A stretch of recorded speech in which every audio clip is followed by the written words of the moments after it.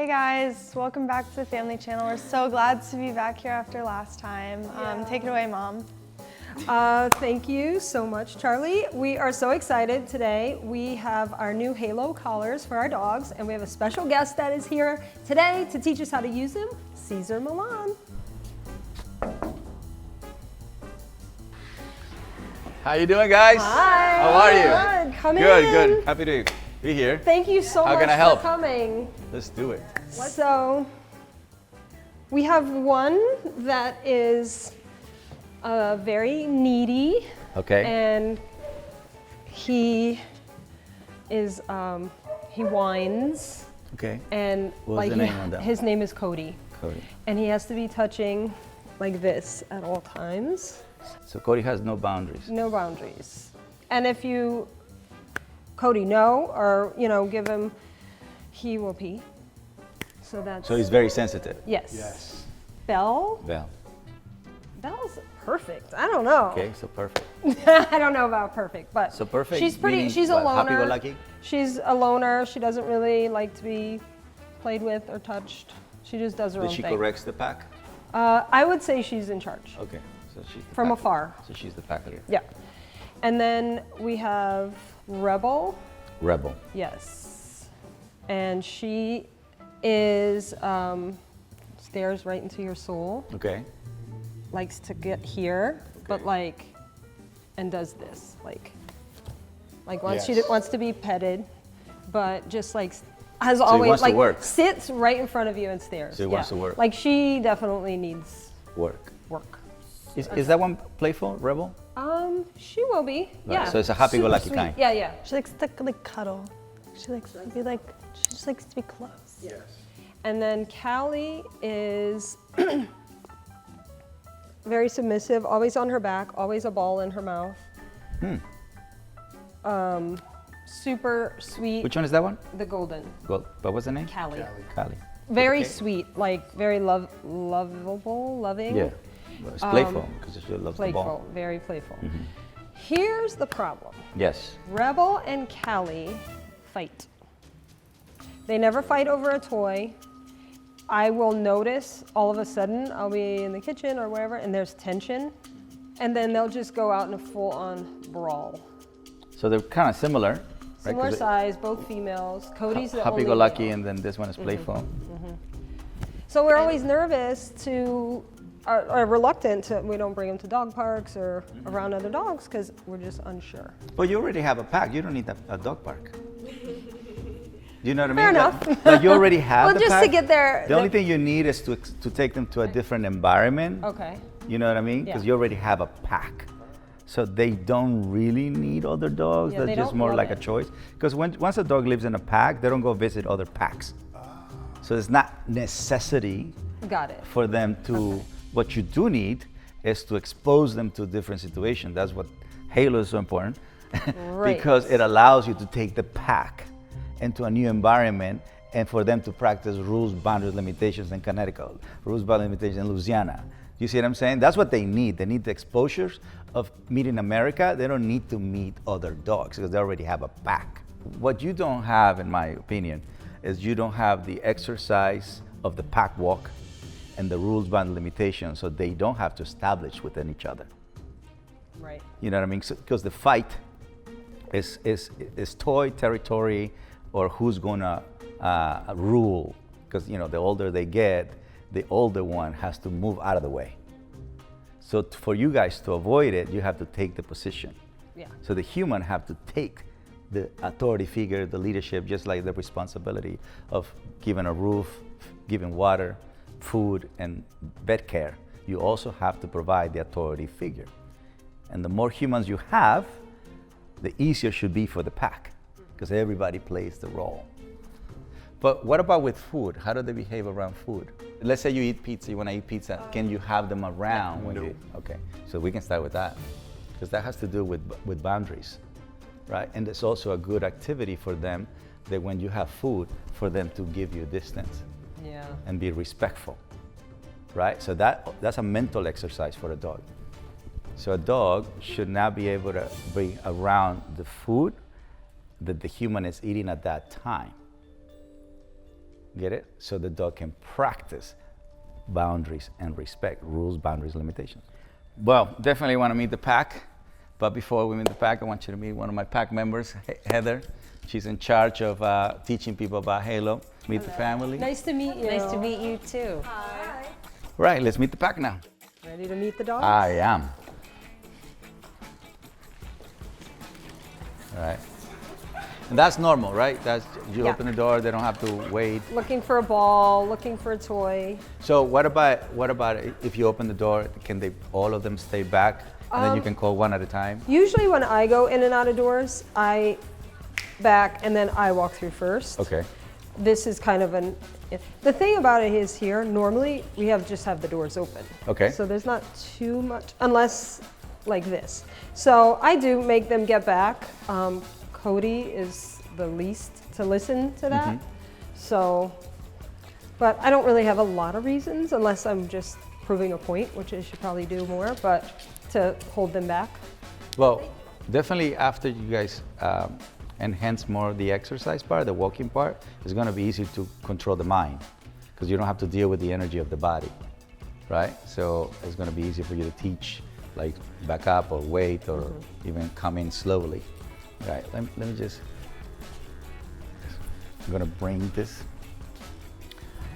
Let's begin to teach about food and space. So which one is the one is a little bit more with the food?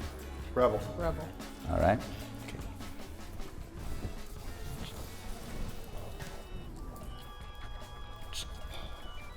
Hold on. They definitely don't have any personal space. No.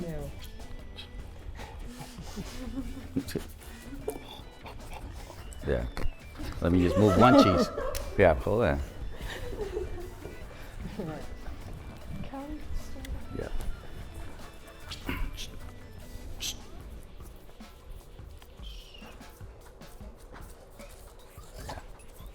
Zero. Where's she going?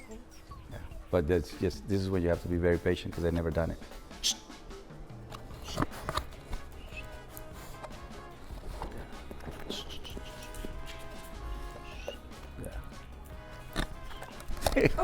No, definitely. When you walk with this one, what does she normally wear? A harness or a collar? A harness. She does? Yeah. Even the toy doesn't release it quick? She doesn't usually do this with the toy like that. No? So what I'm trying to get here is the attention on the not so much paying attention to the toy, but just paying attention to us, so we can begin some kind of teaching.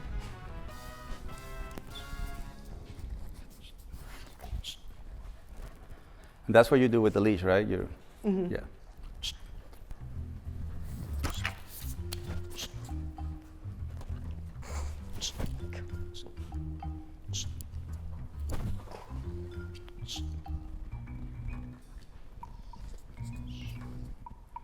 So the reason I'm putting the leash on this one is because this one is the one orchestrates the energy, right? So however this one behaves is going to tell everybody to be in people's space.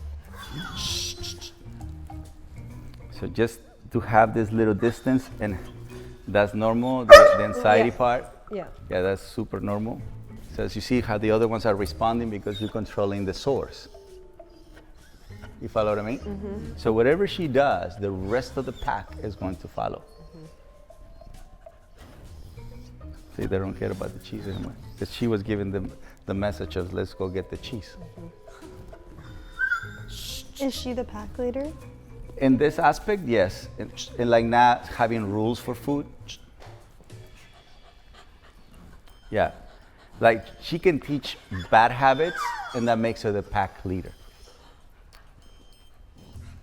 See that? This is what we want. So this is what they naturally supposed to be doing without the leash. But when you have a dog that is from 5 to 10, excited wise, there you go. You need a leash for that because the brain hasn't learned rules by limitation. That's when you put a leash on it. I just always felt like, how do I even begin to, how do I train one at a time with all these dogs? Well, it's easier with the pack because one of them because one of them is going to be the one who initiates the activity. So when a dog barks and you see 4, 1 tells them to go and bark. So your job is to address the one who starts, you know, the bark. So they can switch. One can do the barking, the other one can do the eating, the other one can do the jumping, the other one can do the pulling. You see it? So, so they're teaching for the wrong reasons, but they're teaching. So the whole point of the touch is just to snap the brain out of it. You know what I mean? It's like the brain gets excited when I touch. It's just to snap the brain out of it. It's like when people panic in a plane and we go do that, it's just to snap the brain out of it. It's not to hurt the human. You see what I mean? So when you physically move the leash, it's just to snap the brain out from the excitement. You see it? So our job is to detect which one is the role model for that particular activity, and that's the one you addressed.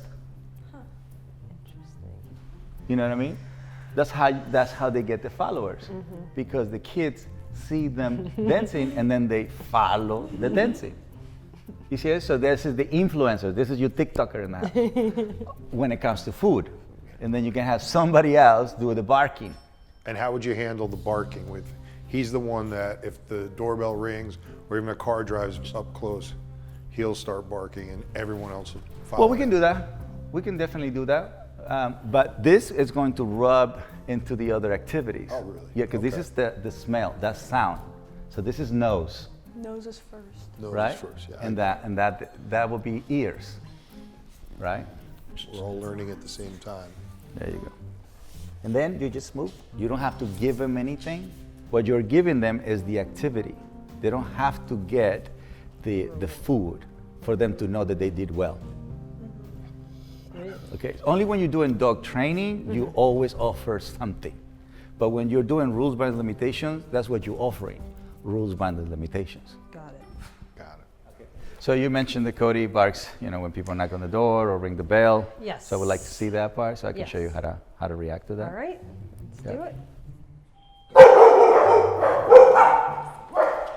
The golden retriever has a strong bark. That was. That's not normal? Usually it's him. It's So, Cody. come with. Belle's not interested so much. Oh, Do it again. Do it again.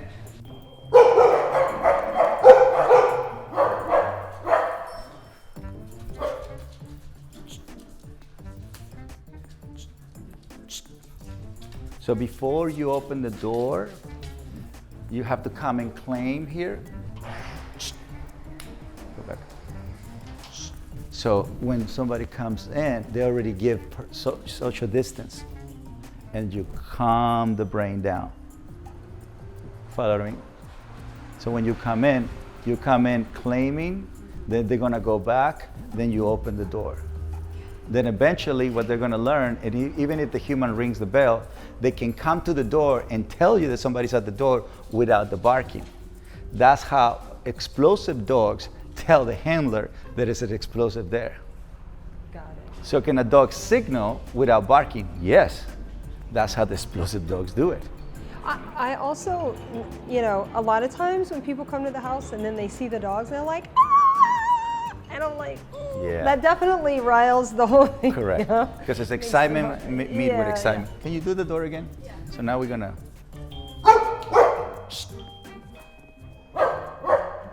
See, that's just a side effect of it. You know, it's not a reason for it. It's just the sound triggers that reaction. So what they're going to learn is that sound triggers calmness, just like the cheese trigger calmness. You don't practice calmness enough. That's what's happening. You know what I mean? So if you don't practice calmness enough, and then the nose can't tell the brain to be calm, the ears can't tell the brain to be calm. So you don't have to tell the dog, wait, sit, stay, don't bark. It's that sound should tell the brain to do that. It's the smell should tell the brain to do that. The sight should tell. So squirrel means, it's a sight, right? So squirrel means calmness. Doorbell means calmness. Cheese means calmness. The opposite of what you have allowed. But because you don't practice it, then the brain hasn't practiced calm surrender. My point to me teaching people and helping humans understand is you are your own halo. Your knowledge is your own halo, right? Is your own connection, communication, relationship. And the reason why it was so important for me to help develop a tool, because eventually is a tool, is for humans to maintain the rules, boundaries, limitations. It's for humans to understand, follow, play, explore are the activities that allow a dog to live the life that they dream of. So for me, creating a halo is to know what your dog is, understanding rules, boundaries, limitations, and especially if you're not seeing, the color will help you to reinforce it at all times. One of the really unique features about the halo collar is that, in talking with Cesar and the team, we really wanted to create a lifestyle. Not just throw a tool at someone and be like, figure it out. Just like Cesar has spent this precious time with you guys today, and you're already all learning. I've seen it just sitting here. Like, you guys are working as a team, which is really cool because this is what you've done. You guys have built this incredible life for yourselves. And you're already working together as a team, and now the halo collar can come in and just enhance that, like Cesar's saying. But what we do is we actually provide you with an app that is a literal roadmap that just gives you this peace of mind to just follow the app. And it works with your timing and your own lifestyle and each dog and how each dog learns. And there's two aspects to that app. There's a user training, just like Cesar is teaching you guys, and Cesar always says, you have to be a good student before you can teach.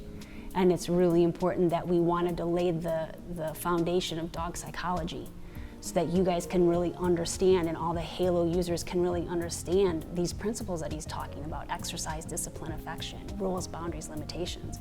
And like Cesar was talking about boundaries, you can actually create fences anywhere. So not just here at your home, but like if you go camping, if you go to Yosemite, well, if you wanted to bring your dogs with you, you can, because of the halo collar. So then I can just slide up and navigate and see how it has pets. And then I can scroll up again and push add a fence.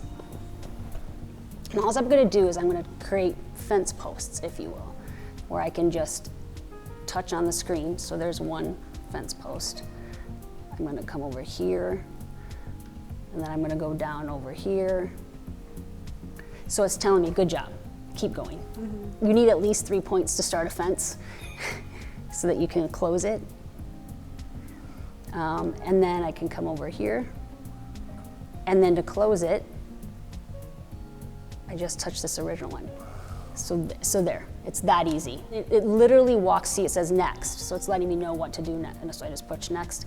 And then it gives you the warning area, so it actually shows you that's the outside is the fence line, but then your dog is gonna be communicated with in that area. Yeah, so it literally shows you everything. And then you can actually name your fences. And also, just so you know, that everybody should walk the dog before anything. You know what I mean? Because that is the most important part of the whole thing. It's not just buying a tool, it's actually connecting with your dog in a natural way, so technology can reinforce the natural, simple, profound connection that you already have.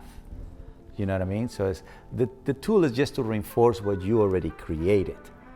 It's not to jump that connection. Yeah, you can't throw it on the dog and expect magic. No, you have to do the cheese thing, you have to do the walk thing, you have to do the leash thing, you have to do the claiming, because the dog has to know that you are the halo. And then once you're not there, that's when you have the halo. Or if you're not paying attention, right, and that's where the support system, that's the most important part. That's, So when communicating with the dogs, we use sound and touch, but there is no discomfort at all. There's no pain. We don't want that. We want to teach you how to communicate the most sensitive way possible with your dog. We also have something called a beacon. It's this cool little device. The thing is amazing. Yeah, and I joke with people that not everybody gets the chance to have Cesar come in and share his wisdom, which is amazing. But we've actually incorporated the things that Cesar is teaching you about rules, boundaries, and limitations into the whole training process, and also with this beacon. And this beacon is a part of that training process. And you can use this to establish boundaries, to teach respect. So for example, like Cesar was doing with the food earlier, if you had a plate of food up on your counter, or if it was sitting right here, we could actually put this beacon underneath that plate, and you can set different parameters around the beacon that is going to be give the communication. So that warning boundary that you saw when we created those fences, it's the same concept. And the cool thing is they've even customized the beacon that you can create the distance. This is exciting. Yeah, and we have another feature that's really cool too. It's an encouragement feature, and it's a return whistle. It's always great to watch Cesar when he's with not just dogs, but animals, like at his ranch. Would you guys have to come to the ranch? I want to go to the ranch. Yeah, yay. You guys have to come. The land is magical, the animals are magical, and I can show you how to walk 4 dogs. And a llama and a donkey at the same time. And he has this amazing whistle. Like, he has this most incredible whistle that you can hear like throughout the ranch, and he does it, and everybody, including humans, Fall in place. respond. Like, okay, we need to pay attention. Like we've been conditioned also to understand it. But what's really cool is we've also incorporated that into the collar. That we take you through the process of teaching your dog that whistle sound. And it's not just whistle. You can use, there's other sounds that you can use in different types of whistle sounds. That means come back, like come back to me, and then ultimately come back into the safe area, right? Into the area that you're allowed to be in, no matter where you're at in the world. So we actually take you through that as well. Well, thank you for having me, guys. Appreciate it. I know that influencing people is something super important. I do want to create a better planet by creating better humans, and education is a key, you know. So I do want to invite you to the ranch because I know it's going to be magical. I know all the animals are going to create some kind of spell in you. So you guys bring the pack, make it a family moment. Thank you so much. You know, appreciate it. Thank you so much. Thank you so much. This was such a big learning experience for all of us. Cesar, thank you so much. This is so helpful, and we're so excited to take everything you've taught us and incorporate it. Heather, thank you for teaching us all the cool stuff about Halo. We're super excited to get to really incorporate that along with what Cesar taught, and we appreciate that, and our Halo collars. So if you want more information, click the link in the bio, and thanks for watching.